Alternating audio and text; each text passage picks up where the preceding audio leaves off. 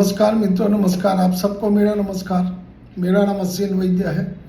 आज मैं आपको एक अच्छी बातें सुनाने जा रहा हूँ। मिलो जो तुम मुझसे, डॉक्टर कुमार तरुण की यह रचना है। मैं आपको सुनाने जा रहा हूँ।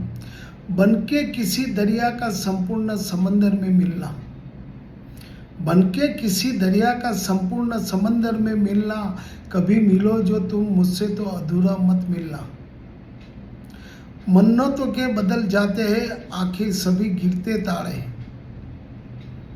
है मुश्किल बड़ा टूटे तारों का जमीन पर मिलना।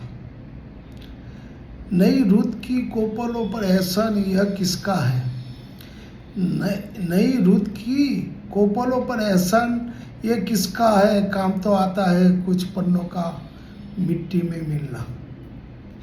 अधूरी मोहब्बत जीते इंसान को सब बना देती है, अधूरी मोहब्बत जीते इंसान को सब बना देती है। खुदा बना देता है किसकी रूह का रूह में मिलना, खुदा बना देता है किसकी रूह का रूह में मिलना। एक बात पर हैरान प्रज्वलित ये रोशनी दिन की, जो शीशे ना उतरे होश उसका भी आँख में मिलना।